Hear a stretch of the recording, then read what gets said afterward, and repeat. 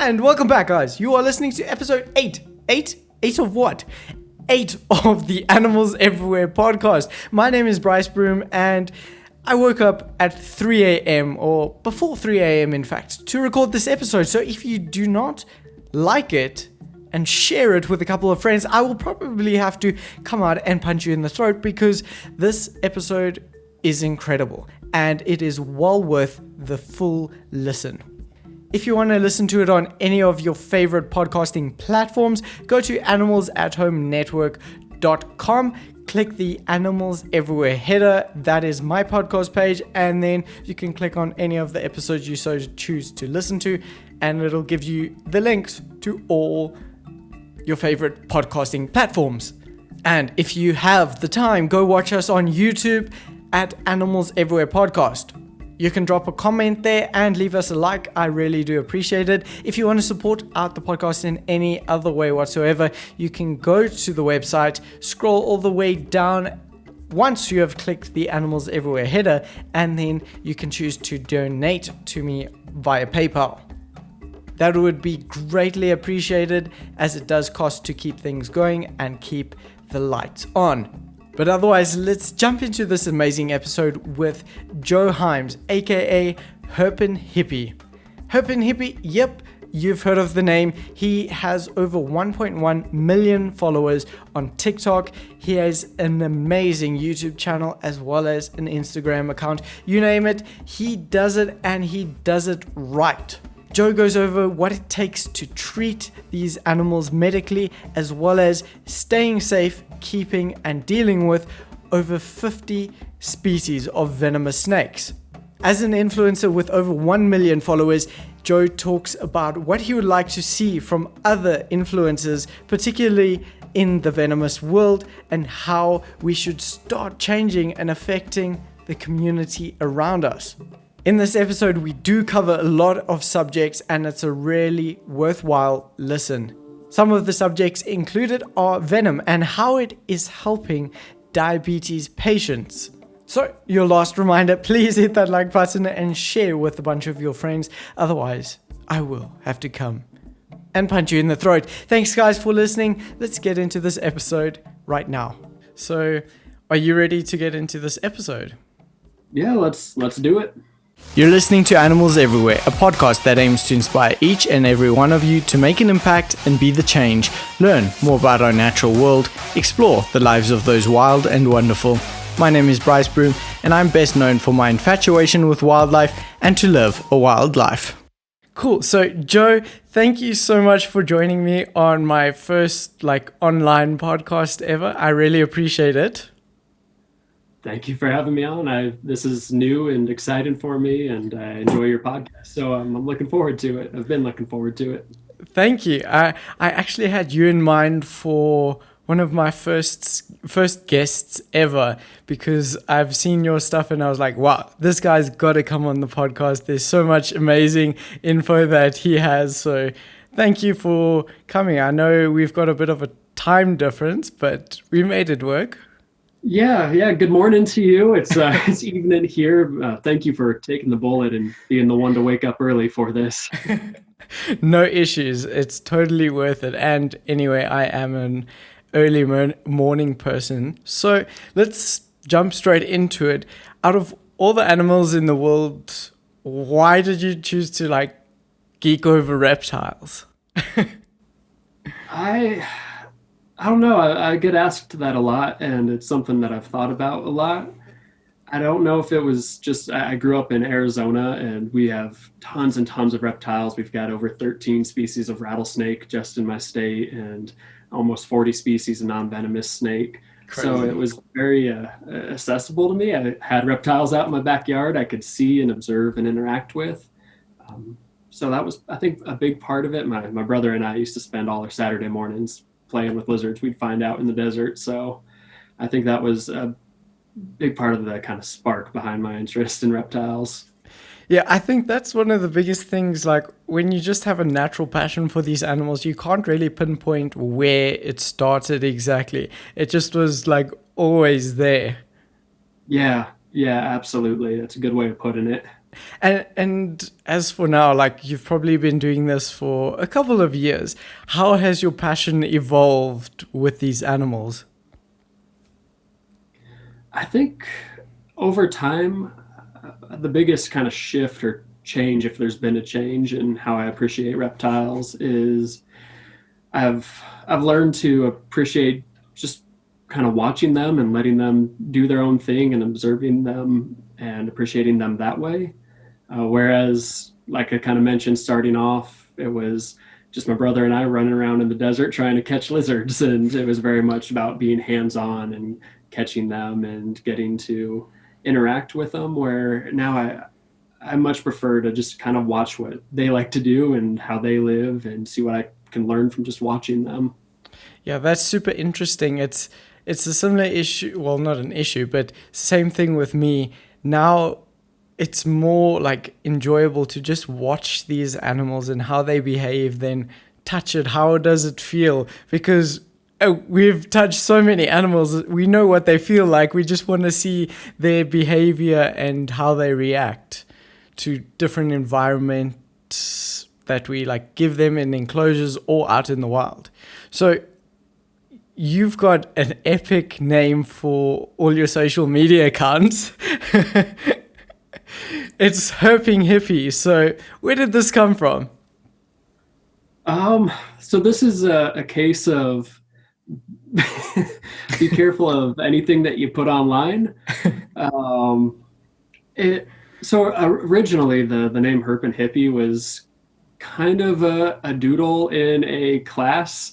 I was in a psychology class at college, and I was just kind of doing doodles in my notebook. And one of the things I was working on at the time was I had just learned how to make snake hooks and was also trying to figure out how I was going to pay for my books for that semester of college. And I started making snake hooks and was selling some on the side, and was kind of thinking, well, if I were to scale this up and make an online shop or something, what's a good name? And originally, I was just thinking like Herp and Hippie hooks. It has the alliteration, the three H's. And over time, I stopped making hooks and got onto TikTok, not thinking much would come of it. And none of my other accounts were Herp and Hippie. I've had other YouTube channels in the past, I've had other Instagram accounts.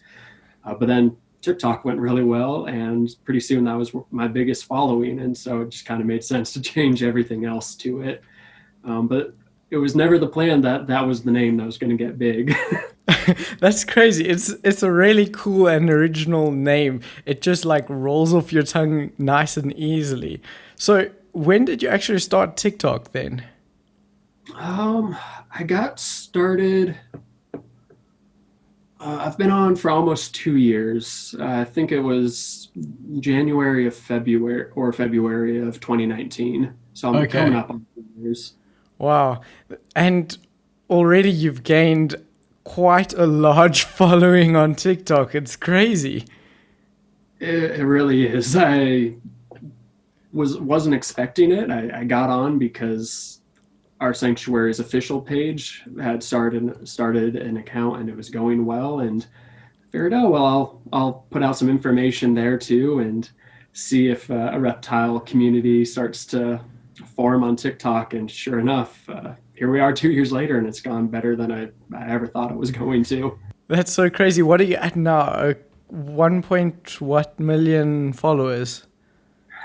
So TikTok's kind of weird. I might be giving away a secret here, but it says, according to TikTok, I'm at 1.2 million. Okay. And I think if I actually click on it, it shows that I'm not quite to 1.1 million yet. So I don't know if that's all TikTok accounts or if mine just is a little more inflated than it is, but I'm sitting a little over a million right now, which is doesn't sound real to say it. That's mind blowing. It's a huge community you are affecting there because, like, your videos aren't just sensationalism, it's a lot of great information too. Well, that means a lot, and that's something I always try to keep in mind and try to keep myself in check. I want people to see what I'm doing, but I don't want it to come at the cost of sensationalizing the animals or scaring people. I want people to appreciate reptiles for what they are and understand how much misinformation is out there. I totally get it, and you're actually doing like a really good job at it. So you mentioned Phoenix Herp Society there. What is Phoenix Herp Society, and how long have you been working there? So the Phoenix Herpetological Society, and actually we've started trying to rebrand about 2 years ago, but it's been a long process. But the society got started about 20 years ago. I've only been there for around 5 years, and originally this place was just meant to be a home for green iguanas, and Oh it wow. just didn't stay that way. That was the big issue in Phoenix at the time, where people buying these cute little 10-inch lizards at pet shops, and then they get mean and they tail whip and they bite when they're not tail whipping, and people were just letting them go in the desert and they were dying, and there was a big problem. So the sanctuary set out about 20 years ago just to be a home for these animals, and pretty soon started taking in alligators and crocodiles and venomous snakes and all the other pet trade animals. And I came along about 2015. The sanctuary got started in right around 2001, and I started with them just as a part of an internship program. I was getting ready to transfer from community college and head into ASU, transfer to university. And I thought it would be a fun way to make my transfer applications look a little bit better. And I just fell in love with the sanctuary and the animals and haven't been able to leave. So now I've been there almost 5 years, or a little over 5 years, and it's really just all grown out of that. So are you full time there? I am. I'm one of the really, really lucky ones. There's only five of us that are there full time, and I pinch myself every day that I get to be one of them. Wow, that's crazy. So what do you actually do, um, like as your part of work at Phoenix Herp? I take care of, well, there's only five of us, so we all wear a lot of hats. I can imagine. But my title is the Venom Curator, so I take care of all of the venomous snakes there, and that's my main job. But today I spent a lot of time with just medical animals at the sanctuary and feeding out our. We've got about 400 sulcata tortoises there, and so that Wow. takes about half a day just to feed all of them. So we do a lot of everything, but specifically I work with the venomous. Okay. So 400 sulcatas, were those all like pets that needed to be rehomed or what? Yeah, every last one of them, pets and runaways and lost and founds. I don't know if you guys run into this in South Africa, but they're such a popular pet in Phoenix because our climate's pretty good for them, that at least once a week we get a runaway tortoise. We just got one dropped off by our Humane Society today. So they come and come, and we try to adopt them out as fast as we can, but Wow. it's not quite fast enough to keep up with them. Well, 400 is a lot of tortoises and they can eat quite a fair amount of greenery. Yeah. We pick up food from four different grocery stores, Wednesdays, and Fridays, to keep them fed. And we get donations here and there from individuals who grow food or just buy extra for us because they eat us out of house and home every month. I can imagine that. That's a lot of tortoises for sure. So, how long have you been working with venomous snakes? I started working with Venomous about 2016, so about 4 years now. Okay. And was that like prior to that you had no experience before with venomous? Well, not quite. Growing up in Phoenix, we have rattlesnakes everywhere and scorpions everywhere, and not really reptiles, but they're venomous too. Yes. And so, being a dumb kid, I definitely played with scorpions, talking about that impulse that kids have to touch everything again. I played with scorpions and rattlesnakes, and preferably the non-venomous snakes. But if a rattlesnake was in the backyard, I would always jump at the chance to catch it and take it out to the desert. So I had a little bit of experience here and there, but first time actually keeping and caring for venomous was about 2016 with the sanctuary. I ended up taking in my first just regular Western Diamondback baby rattlesnake, and it all kind of spiraled out of that. And now you work with quite a few different species that have that aren't only from Arizona, so antivenom isn't that easy to come by. No, that is a really good thing to bring up because anybody who's interested in keeping venomous, it's kind of something that gets overlooked. You think about the snakes you want to get and the permits you need to have the snakes and the enclosures they need and what you need to make their habitat. But it's an afterthought for a lot of people interested in venomous snakes that your local hospital isn't going to have black mamba venom or Mengshan viper venom. And if you have those species, you need to have some way to get access to that very quickly, or you're going to be taking from a zoo, or your family members could be losing somebody they love. So Yeah. that's a really important consideration for anybody working with venomous. But luckily, the sanctuary, we do have the largest anti-venom collection in the western part of the U.S. So I'm really fortunate that they take care of a lot of that for me. Wow, that's incredible because it's not that easy to come by antivenom. I know here in South Africa we don't have many exotic antivenoms, only mainly for like our indigenous snakes.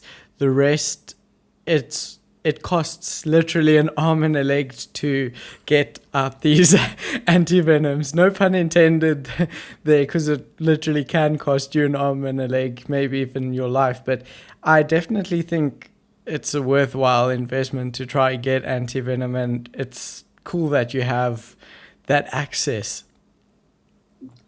Yeah, it's definitely a load off of my mind and everybody who cares about me's mind as well.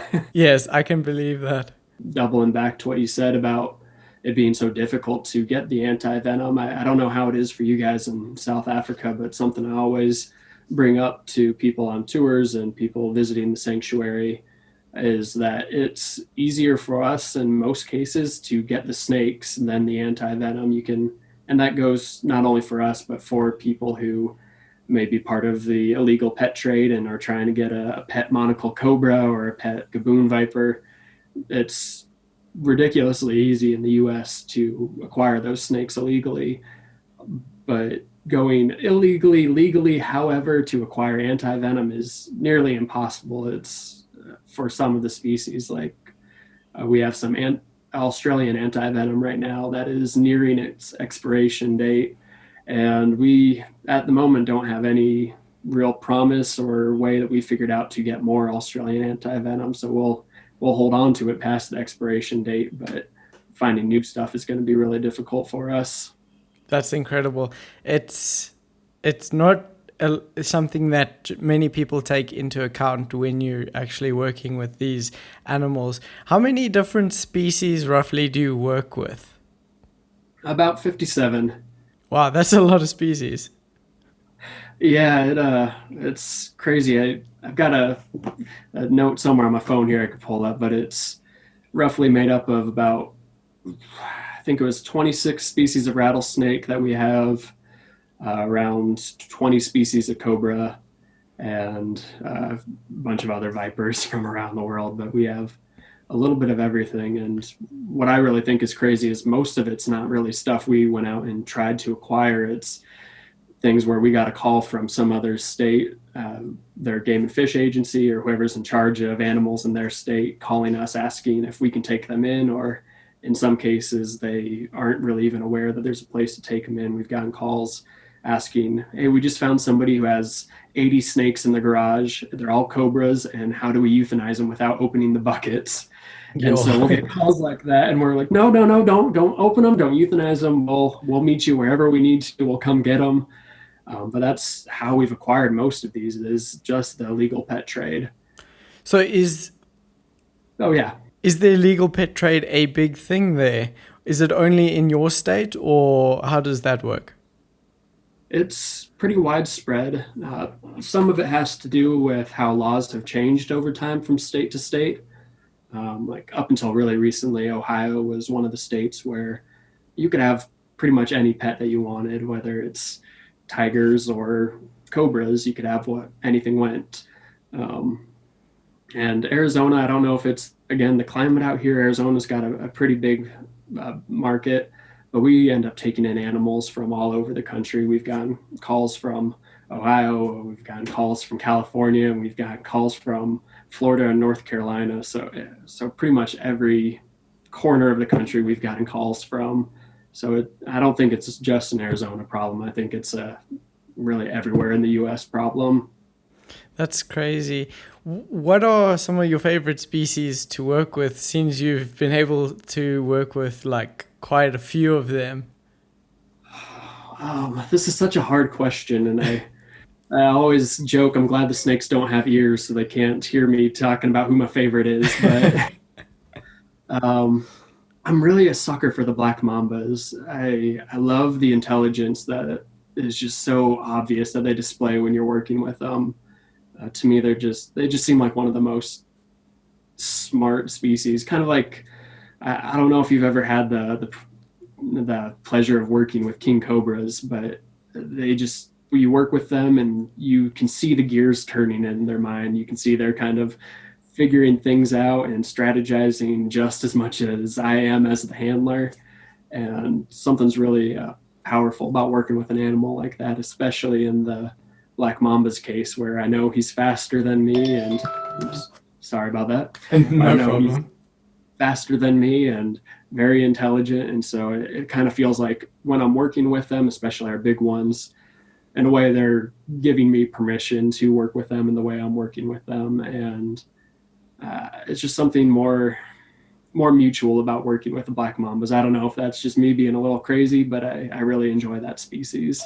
I totally get what you're saying. It's like the mutual respect for the animal, and if you handle it a certain way, they kind of feed off of that and will act in that way too.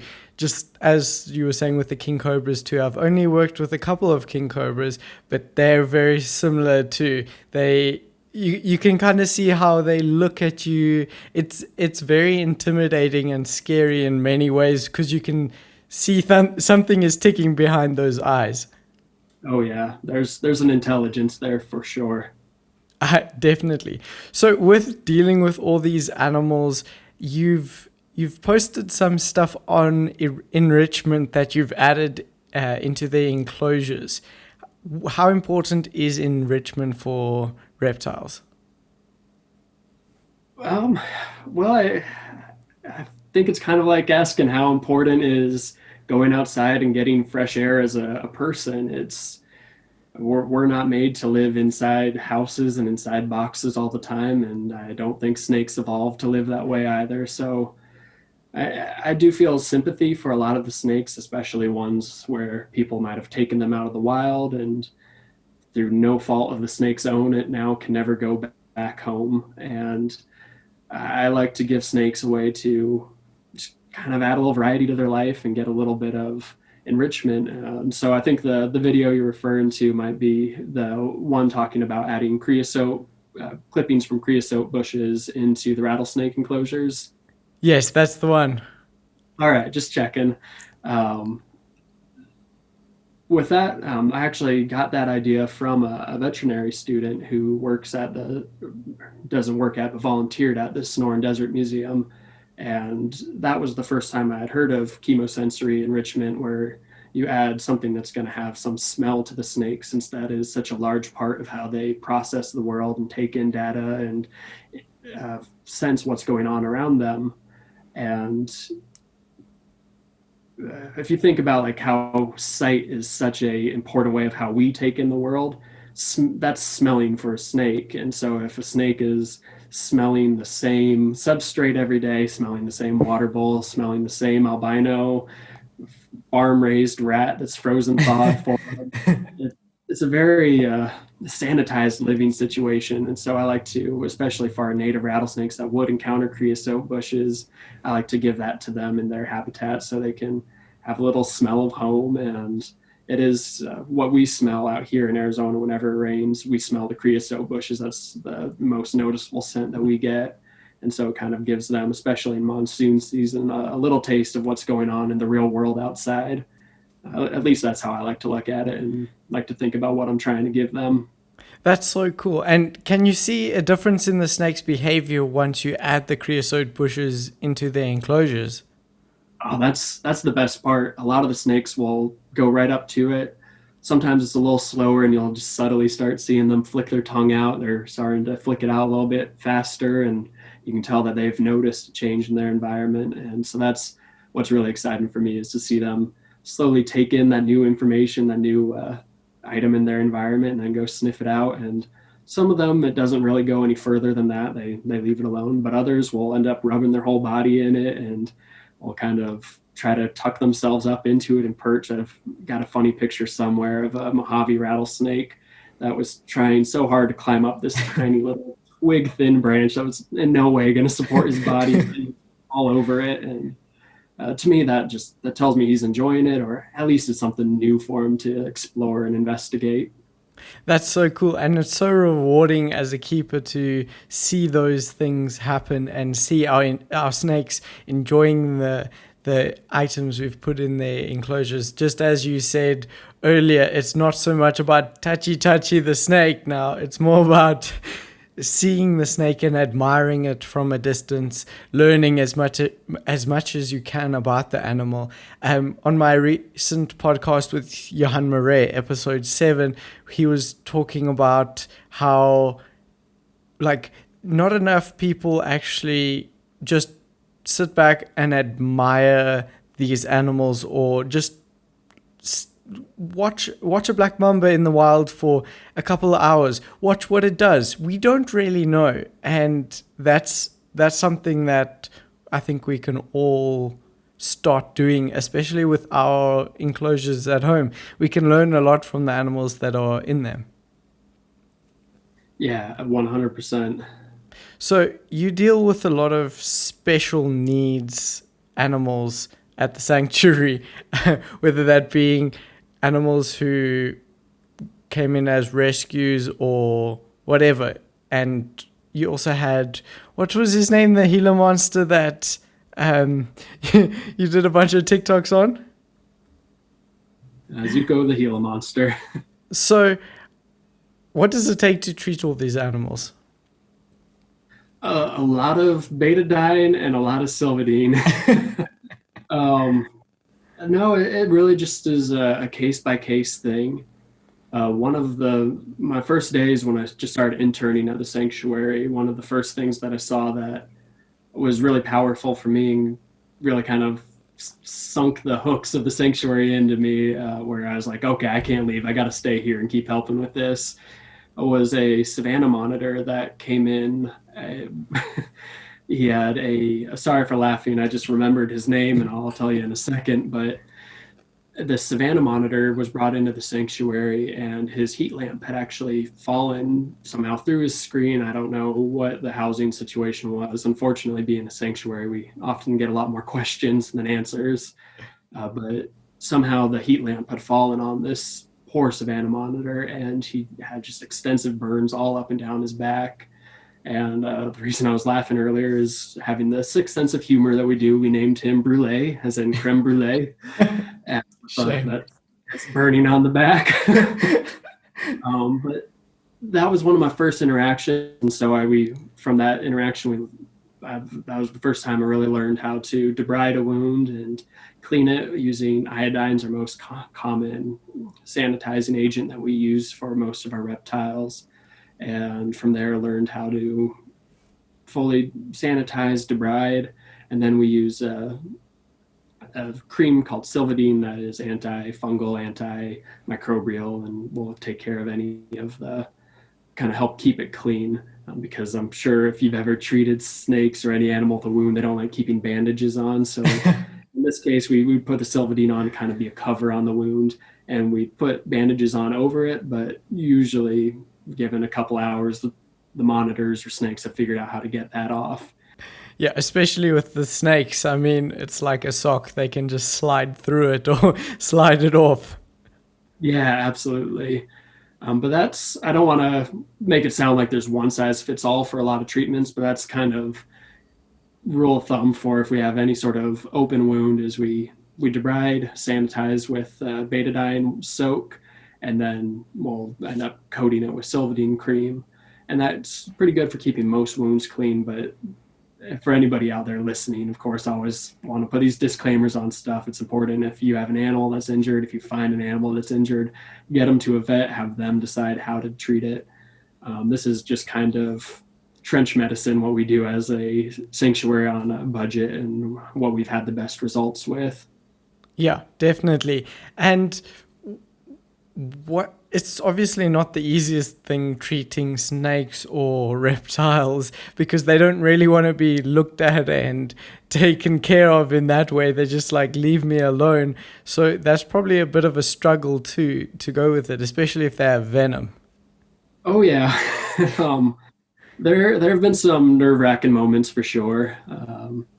One particularly nerve wracking encounter was with a black mamba, and I had a veterinarian there with me, and this mamba had been struggling for a while. It been losing body weight. We suspected some sort of parasite, but the vet had ordered giving him fluids just subcutaneously. And once I had gone through the work of catching the mamba, heading the mamba, we had tried getting it into a tube, but it just wasn't cooperating. So I had to pin it and head her. And this is a 8-foot black mamba that I'm holding behind the head now. And this vet that I was working with had it occur to her in that moment that she wanted to double check how much fluid we were giving her, the mamba. And so I'm holding this mamba, and it turns into making a quick phone call. And then that turns into 5 minutes later, I'm still holding this mamba, sweating at this point. And luckily, it was a mamba I'd worked with quite a bit. And unfortunately, because of her condition, she wasn't at full strength, but it made it a little bit more safe and doable for me to do this. But that was a very nerve-wracking moment of having to hold her. And eventually we double checked the amount of fluid she was supposed to receive, and everything went well. And she actually bounced back and did really well after that encounter. But that was one of the times where providing medicine for these venomous species gets very tricky. Definitely something we can learn from. Get everything ready before you neck the mamba. Everything ready. I like to have, if I need Sylvadine, betadine, Q-tips, bandages, I like to have it all set out, and then a couple things I don't think I'm going to need set out now, just so it's all ready. Yeah, just in case, because you don't want to be stuck in that situation and now like, oh, where's this? Where's that? That doesn't really work out so well. What are the what are the benefits of keeping these animals in captivity? Well, for us, there's a couple benefits, but the big one that we get to see every day is we are open to the public. We're not like a zoo where people can just wander around. We're a little too sprawling for that. Somebody would make a wrong turn into a crocodile pen. But we do have tours where we'll take people through and show them these animals up close and show them that they're not the monsters that people make them out to be. And so that's a really big pro to having these animals in captivity, where people can see them and get excited about them. Right now, we just finished, it was much smaller this year because of COVID, but we just finished doing a fall day camp for kids, and it is so exciting to see them getting face to face between glass up to cobras or crocodiles or whatever it is, and seeing them as a amazing animal that has a valid and important part in its ecosystem, and not just the monsters they've seen in movies like Anaconda or Crawl, that alligator movie that came out last year. So it's cool to kind of reintroduce people to these animals and show them what they really are. And then, of course, just being how we come about these animals. Usually they either have an owner that doesn't want them, or an owner that's not legally allowed to have them, or an owner that is no longer alive. And these animals would be put down if we weren't taking them in. So of course, just the fact that these animals are allowed to live out their life is the biggest pro and makes it worthwhile in and of itself. That's awesome. I think it's incredibly important, as you said, to then have these animals in captivity just for the fact of like educational purposes, because we want to save animals in the wild, but if people don't have a love for them, how can they save them because they think they're these scary monsters? But now that they've like had a chance to interact with them, see how a cobra acts behind glass, see it's not out there to get you, then they kind of have like a love for these animals and like, yeah, I can see saving these animals type of thing. Yeah, absolutely. Something I love seeing is it's kind of funny.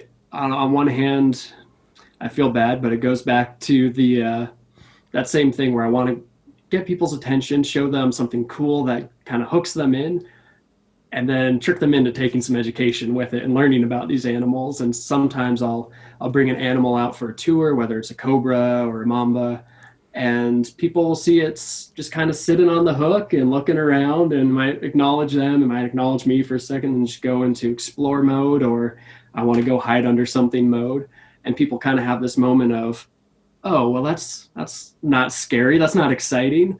And I feel bad that I have kind of let down their expectations, but then I'm kind of remind myself, no, that's what I'm here to do. I'm here to show them they're not always attacking and always exciting. And so it's funny, but that's kind of how I look at it. Yes. I agree in that way too. But I also think there comes a point where we got to kind of do a little bit of sensationalism just to draw in like the mass majority of humankind. So because no one's just gonna click on something that's information about Naja Nivea or whatever. That's not gonna work. They want to see, oh, Cobra tries to kill this kid. Then they'll click on that, and then they'll get the information in there too. So you kind of reeling it in that way too, because you got to get other people in besides reptile keepers or lovers to just click and learn from you as well. Right, because otherwise we're just preaching to the choir, right? We have to get Exactly. people who don't already think like this.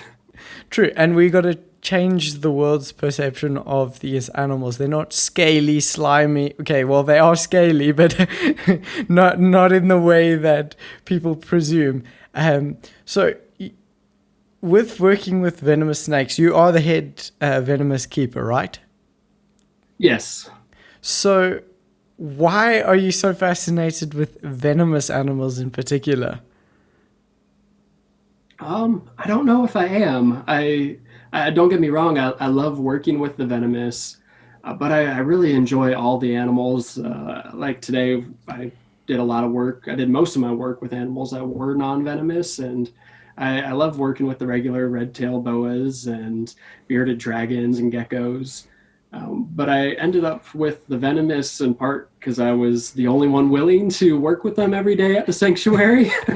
Everybody else there was smarter than me and thought that was a bad idea, and so I kind of was at the right place at the right time. I initially, when I was hired by the sanctuary, was not hired for the venomous snake keeping. I was hired to be a volunteer manager, and about 2 months into it, our venomous snake keeper decided to put in his resignation, and it kind of put us in a really tough spot because we have about 200 at the time. I think we had around 200 venomous snakes. We're a little over that now, but all of a sudden we've got 2 weeks to find somebody new to care for them, and we really couldn't find anybody in the states who was willing to do it for what a nonprofit sanctuary was able to pay them.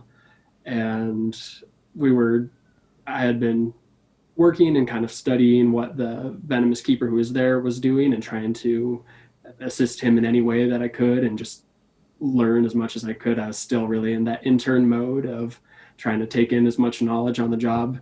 And because of that, I was kind of in the perfect place to take over some of the snakes. He had already shown me a few of the individuals, so I already knew some of the snakes on an individual level. And after a few weeks of not being able to find anybody to hire specifically for the venomous, we had been doing things like watering them through the tops of their enclosures, not opening them, spot cleaning only when absolutely necessary. I think they had Zoom meetings with people from Argentina, Zoom meetings with people from Australia. They were going to potentially have moved to the U.S. to take care of them, and none of it was panning out. And so I kind of sheepishly put my hand up, was like, I think I'd be willing to do it if it would be easier for you to find a new volunteer manager instead of a new venom keeper. And 4 years later, I love it, and I wouldn't trade it for anything. I'm glad I do the venomous keeping. I think I enjoyed this job more than the volunteer managing, for sure. Not that there's anything wrong with our volunteers. I love our volunteers. They make the sanctuary possible. It's just a lot better at talking to the snakes than I am at talking to people. So it works well for me. I get that. I really admire that it's not something you like specifically got into the venomous like most people do. Oh, because it's venomous. You did it because you kind of needed to and you were just fascinated with these animals, but it's not that you only love venomous animals. You still, as you said, love your red-tailed boa and so on. I think that's very, very important and powerful. So because you've had so much experience with these animals, what would you say, what's the way to stay safe? Like, how do you stay safe working with them? I think the biggest thing is you don't do anything you don't have to do. If you don't have to go into an enclosure, and maybe this goes back to what we've talked about a couple times already, the resisting the need to touch everything. Yes. I don't go into enclosures if I don't need to. If a snake needs fresh water, I'll be in there like that. If a snake pooped and needs that out, I'll be in there, I'll take it out. But I don't open cages for no reason. I don't really take out snakes for no reason. One of the things that we will regularly do is pull snakes out for tours so they can see it. We have this big glass wall where I can put a snake on the floor and they can come right up and see it.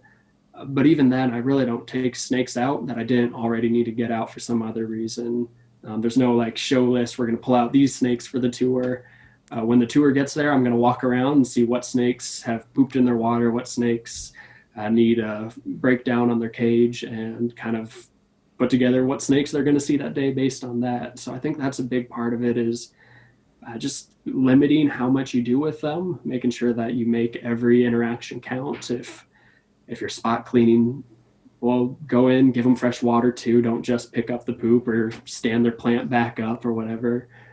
Make every interaction count so you don't need to pull out the same snake 4 or 5 times in a week to get a job done. If you can do it once right and get everything taken care of, I think that's a big thing. And just keeping that voice in the back of your head that kind of second guesses yourself. And Yes, I can constantly ask, is this the best way I could do this? Is this the safest way? Yes, I can totally relate to that. It's you want to stay safe, so it's almost like sticking to your protocols. You know, I shouldn't do that. But you also know, because you've been doing it so long, you're like, I can get away with this. No, let's rather not do that. Take the extra time because I don't want to be in a hurry to die. Right. You have to remember, you can get away with this probably 99 times out of 100. But that one time could kill you, or worse, leave you with $500,000 of medical bills. Exactly. So just leave that 1% and stick to the safety rules. Yeah, absolutely. And you learn things as you go too. I'm sure as keeping venomous, you've had near misses and moments where you've realized you've messed up. I've certainly had moments, especially when I was first starting to work with venomous, where I realized that I had made some mistake. And that goes back to snakes not being monsters. They're not going to punish you every time you make a mistake, but it's really important that you notice when you do something wrong so you can make sure you don't do it again and don't give a snake to someday not be as kind and forgiving of a mistake. And that's where I think I was very fortunate, having so many different mentors with keeping. They would kind of tell me what I was doing wrong before I get to the place of messing up. So you kind of know already what not to do, but still you can never learn everything all at once. So there is a learning curve. Even when you're keeping by yourself, you're like, oh, the snake can do that. Wow, okay, I didn't know that type of thing, because 99% of the time they are chilled, but it's that 1% that's all it takes. Yeah, exactly. So what are some of the things you do then to keep safe? Like your protocols? Well, I try to really keep a habit. I try to always go into cages the same way. I make sure hook is in hand. I make sure that if I'm filming something, that's a big one, is keeping myself in check when I'm filming stuff, that I actually will have tape on some of my hooks and on some of my tongs to kind of be a barrier that I can physically feel. If my hand's going up a hook and getting a little too close, hey, back up if you're hitting the tape. But really, it's just, I don't know if there's really one trick that I use to keep myself from getting bit, besides just constantly questioning what I'm doing and if I'm doing things in the safest way possible. And I always like to know where the snake is before I open an enclosure, Yes. which sounds silly, but I don't know what types of enclosures you've used, but there are some where it can be really deceiving, like vision cages, which are a really popular one, that have this lip on the bottom part that is very easy for snakes to curl themselves under, and for snakes to also, if this was the, I'm Yeah. trying to show you something in a podcast. This isn't going to work. This is audio. But if you have the glass door of the enclosure above and below it, there's this lip where a snake can be hiding and can be entirely invisible. So it's just goes back to realizing, yeah, you can think, yeah, he's probably hiding in the back corner or under a hide 99 times out of 100, but that one time he is hiding under that lip or curled up somewhere where you're not expecting. You need to always go in with that caution. I don't know if Yeah. I've said anything yet. It all just boils down to be cautious. Yes, I think it always does boil down to that. And enclosures do actually play a big role in your safety, as you were saying. I've seen that with those cages. I forgot what they were called now, but what's it? Vision cages. Sorry. Vision cages, those Yes. gray, Yeah. like, Yeah, they look like awesome cages because they'll last forever, but that lip, that's a huge safety issue right there because knowing snakes, if they can get into somewhere where they're not supposed to, that's where they're gonna go. Because yeah, that's what they like to do, and it's not going to be that easy to try get it out so you can clean the cage or service the water dish. So if someone's wanting to get into the field of like working with Venomous, what should they do? well, first of all, make sure that you have a good background with non-venomous animals. It's really important that if you're learning how to like get into a new hobby, you don't want to, if you're getting into cars or motorcycles or whatever, you don't want to go right out and get the fastest car or the fastest, biggest motorcycle with the biggest engine, because you are going to crash and probably hurt yourself. And it's kind of same thing with reptiles. If you're interested in venomous, that's cool, but make sure you have a really good foundation of just providing good husbandry to corn snakes and ball pythons and things where the stakes are really low if you make a mistake, where you have a hardy animal that will hopefully health wise be forgiving if you make any mistakes with it, and will be able to stay healthy through that learning curve of being a new keeper. But if you already have that foundation of working with non-venomous and want to get into working with venomous, the biggest thing is finding somebody that you can work with, somebody else in the real world who you can find out what has worked for them, what has kept them alive. Preferably go learn from somebody that hasn't had a lot of bites. And I don't know, learn from the people that have had bites too, learn what not to do. But Yeah, exactly. go find somebody else who already has venomous, learn from their snakes, see if they need help taking care of anything. And if you have any local reptile sanctuaries, that is how I got into all of this. And that's probably the biggest thing. And educate yourself every turn. There are a lot of good books out there, a lot of good YouTube channels, a lot of good papers. It sounds dull, but there's a lot of really fascinating academic papers out there too, where you can get good information. And if you're really into these animals and are really interested, even if it's some academic science paper, it's going to be interesting if you really like these animals. So just educate yourself as much as you can and find a way to help somebody who already has these animals and someone that you can learn from. I don't know about you, but it seems like the more I learn about these animals, the dumber I feel because I realize how much I don't know. And I feel like, you get to a point where you're like, okay, I know a lot about these animals, but I'm at a point where I'm like, yo, I don't know anything about anything. I'm glad I'm not the only one. Absolutely. I'll feel like I have just gotten something figured out, or I'm really starting to understand something about like venom. I'm always trying to learn more about how different types of venoms work.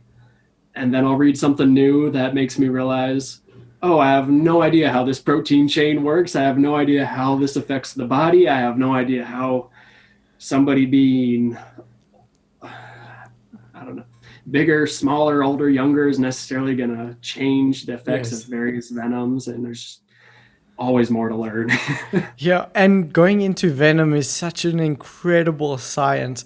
I like one day it's my dream to study toxicology and learn just for like I don't necessarily want to go into that field, but I just want to have that information and know like well, not everything, but as much as I can about the venoms, how they work, how they affect different species too, because you get different proteins that trigger it for different animals. And yeah, it's truly fascinating.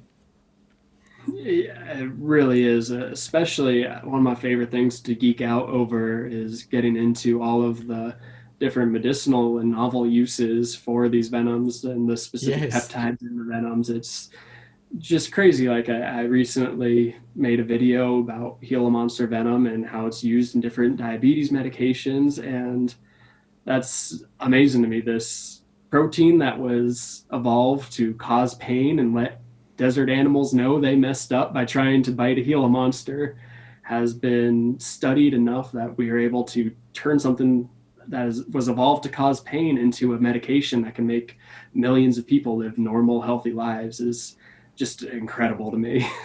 That it's so cool, and that's why we also need to like save these animals because as Brian Fry says, it would be a biological disaster if we lose them because imagine how many human lives we could save with venom. Not necessarily just the venom, but like what can be derived from it, from the different proteins, peptides, you name it. There's so much more we can find, I bet, from these animals.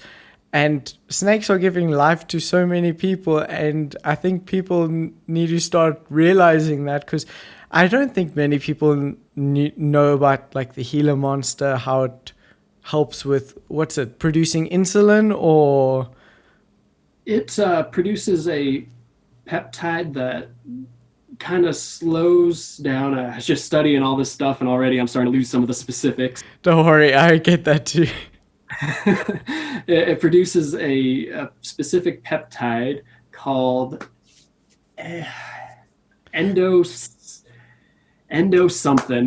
But this, Go watch his YouTube video. He explains everything on there. yeah, the guy in my video is a lot smarter than I am. But it produces a specific protein that essentially slows down how quickly your body uh, metabolizes the insulin, and so it extends the amount of time that people, diabetes patients, are able to go between doing injections. It makes it last in their body longer, and part of that goes back to Gila monsters in the wild have a really interesting glycemic index where they might only eat 3 or 4 times a year, and because of that, they're able to use some of these same peptides that we're using for people now to manipulate how their blood sugar works during those long periods of fasting.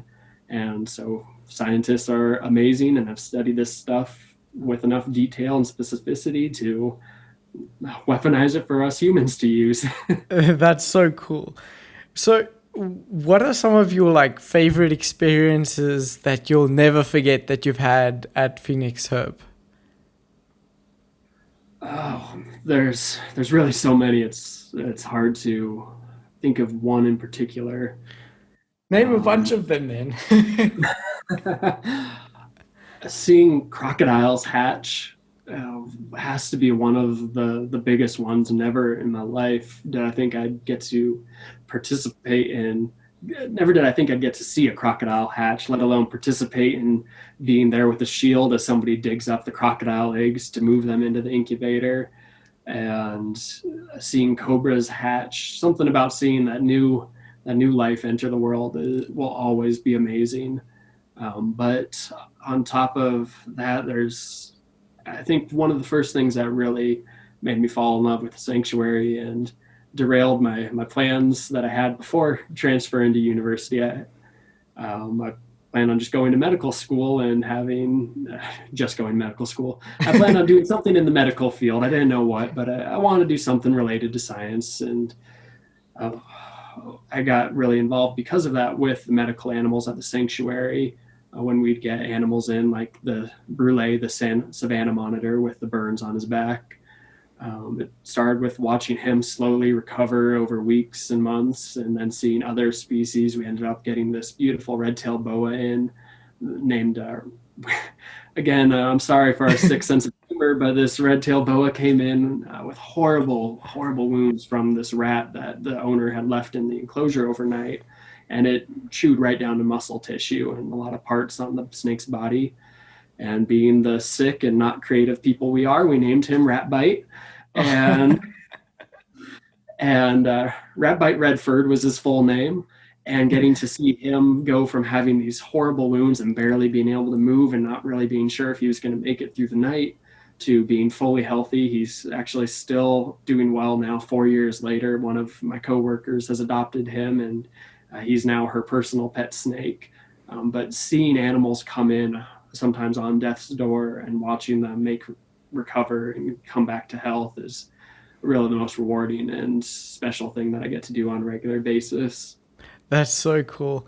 Do you guys like breed any of the animals that you have there? A few of them, yeah, we are.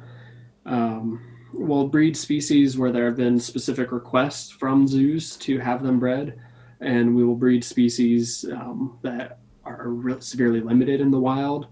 One of the species that it hasn't been bred since I've been there, they had just been bred the very first year I started interning at the sanctuary, was Siamese crocodiles, one of the most endangered species of crocodilian out That's there. so cool. And so that was one that we intentionally tried to breed.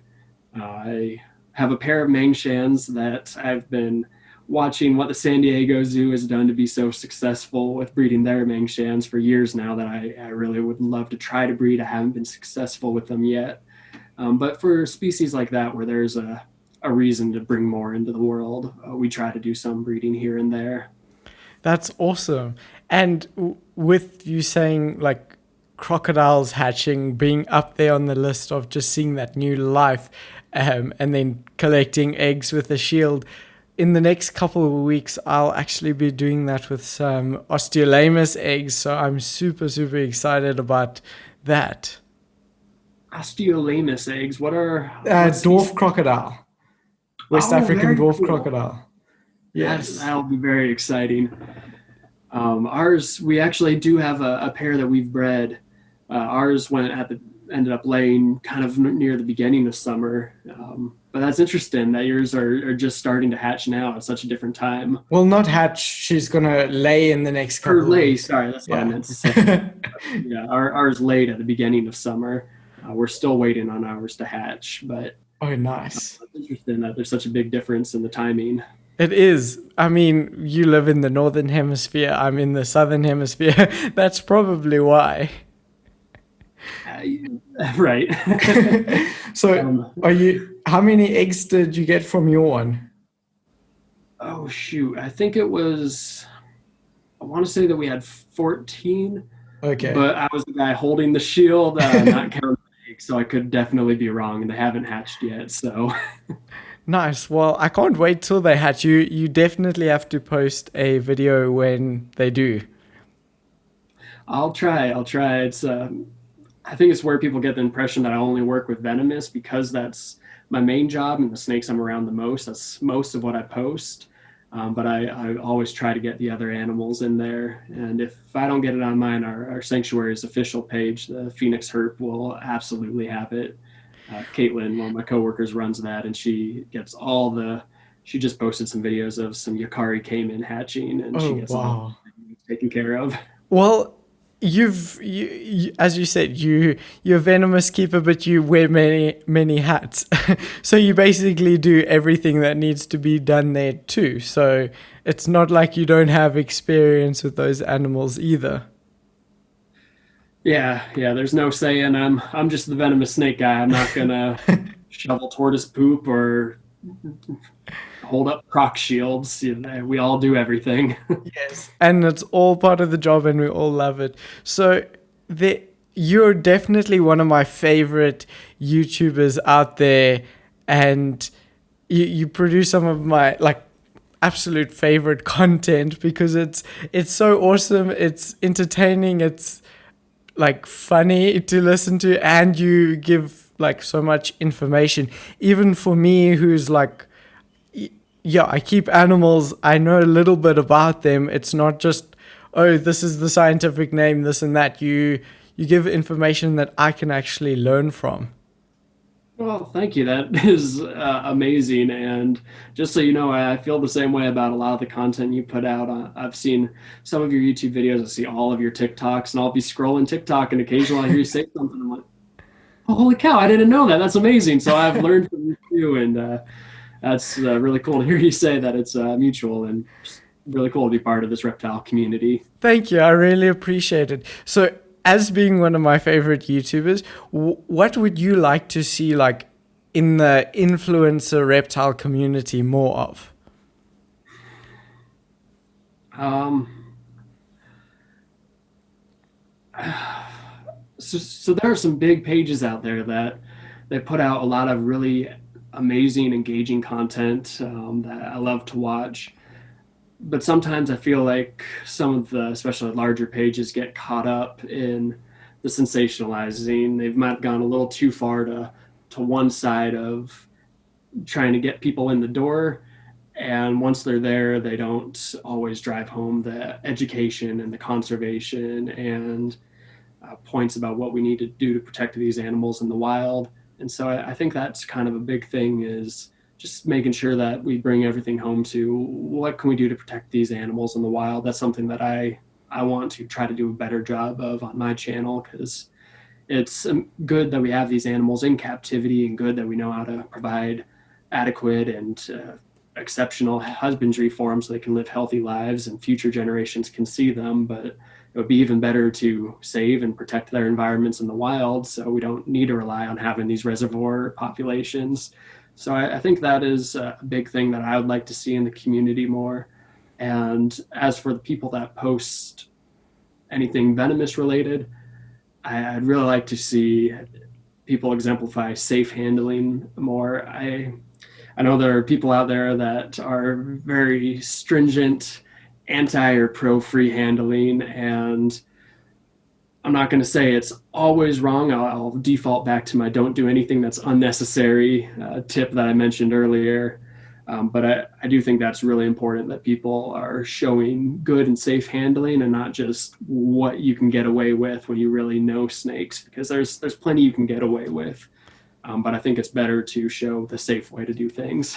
Exactly. I totally agree with that because also we are influencing a new generation, and people will grow up seeing all of that stuff and think it's super easy just to go out and do that with some crazy animal that can take your life. So they go out and get it or do something like that because, oh no, I've seen a guy on YouTube do it, but we that's not what they should do, so we got to influence them in the right way too. Yeah, absolutely. I mean, your TikToks are amazing. You've got a huge following there, and there's so much fun, like an enjoyment that I get from watching it, and as well as like info. And I think many of your viewers can say the same. I hope so. And again, thank you so much. That's amazing to hear from you, because I think your story is inspiring, and everything that you are setting out to do with collecting different species of animals from different localities and having those localities kept whole and separate from pet trades. I think so much of what you do is amazing. So that really means a lot to hear coming from you, that you enjoy what I'm putting out into the world too. Thank you. I really appreciate it. So what where can people follow you if they want to find out more about what you do? Ooh, this is just a shameless plug time. Yes, exactly. I'm Herp and Hippie on all social media. I've got a YouTube channel that I'm trying to get videos out on, starting to get into the rhythm of every week. I'm on TikTok as Herp and Hippie, Instagram as Herp and Hippie. And if that's still not enough and you want more, you can check out our sanctuary's official reptile social media stuff. Is all Phoenix Herp. Our website is phoenixherp.com. If you want to come out and visit the sanctuary, if you're in the States, or if you just want to make a contribution to the sanctuary, we are a nonprofit. All that can be found at phoenixherp.com. But yeah, if you want to keep up with anything that I'm doing, or any of this has sounded interesting to you, just Herp and Hippie on all social media now. And if you don't already follow him on TikTok, that's where he's on TikTok. But I'm sure somebody out there is following him there, because I think you're one of, if not the best reptile TikToker out there. So where can people, if they want to donate to the sanctuary, do they go to the website? Yep. Yeah, the website's the easiest way. Or if you're already on TikTok, or you already follow me on TikTok, the Herpetological Sanctuary's official page is just called Phoenix Herp on all social media. But if you go to their TikTok account, there's a link right on there, right in their link tree, that will let you donate. I need to figure out how to add it to mine. I finally have a link tree, so I just need to add the donation link to my page. But I will put one where you can donate directly to the sanctuary on my page soon. But if you want to do it right now, the website, phoenixherp.com, or on our TikTok page, there is a link to it as well on the official Phoenix Herp page. Awesome. And then will you explain what the donations help with?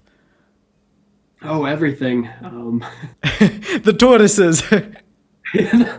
Well, we're really fortunate with the tortoises. Most of their food is donated by the grocery store. Stuff is starting to go bad, and so they need to get rid of it. And as far as they're concerned, it's a favor that we come and pick up all this produce that they don't need. But we use it for feeding our snakes. It costs about $2,000 a month just to feed the snakes. That's not including any of the crocodilians.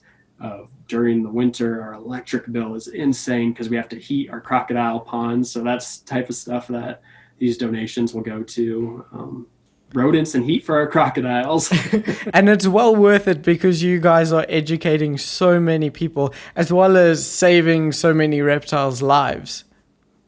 Absolutely. Yeah. Most of these animals are animals that would have just been put down. I gave you the example of getting a call from a different state's game and fish agency asking, how do you euthanize snakes without taking them out of the buckets?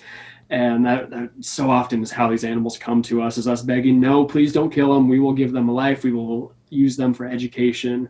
And so if you are able to donate, I know this year's hard on everybody, but if you're able to donate, phoenixherp.com, every penny really, really does help. Awesome. It's going to be so worth it, because you're going to help educate so many people out there. Yeah. But I was listening to one of the previous episodes you did, and I was hearing you talk about just going out and spending time observing and eventually getting closer to a Nile monitor in the wild. Yes. I thought that was just wild. We have a joke here that you have to hate yourself a little bit to have a Nile monitor, because everyone we ever meet at the sanctuary is just so mean. And so the idea of you going out and seeing a wild one is crazy. And then the idea of it, you being able to get it comfortable enough that you could interact with it, is so amazing to me, and it really tells me you have a way with these animals. So thank you. It was I mean, it was a lot of time that went into it, just sitting like for days on end, just sitting near this animal before it would even let me come close to it. But definitely, it was a well worth it experience. I held it up for a few seconds, and it was a pretty large individual. It was like almost, the common Asian water monitor size you see online. It was like that size, so it was pretty large. And then I picked it up, got a photo, and put it down. And yeah, it's those moments that are like so rewarding. Yeah, I understand exactly what you mean. I think that's kind of similar to what I was saying with the black mambas, how it feels like they're kind of in a way giving you permission to interact with them, like that Nile monitor for you to go out into the wild and pick it up. It was giving you permission to interact with him. Exactly. It's a really cool feeling that's hard to explain to people who haven't done something like it. I agree. And finding words isn't the easiest thing with something like that. You're like, it was just amazing. So thank you for everything you do, Joe. And thank you for this episode. Is there anything you want to say before we finish this up? Just thank you for having me on. This was so cool. This was definitely my favorite podcast that I've been on. I've been on a couple other. Don't tell the other people. That means a lot. Thank you. What's that? I said that means a lot. Thank you. No, this was definitely the most fun experience. So I hope it was enjoyable for you too. I hope anybody listening to this got something out of it. I always feel like I get a little too rambly. So hopefully you can edit that out, or hopefully I made some sort of sense while talking tonight. But no, I love rambly. Need more information. No, this was great. Thank you. Awesome. Thank you so much for joining me. Cheers, guys. Thank you for listening. Go follow Joe on all his social media pages as well as Phoenix Herp and go and donate. Thank you.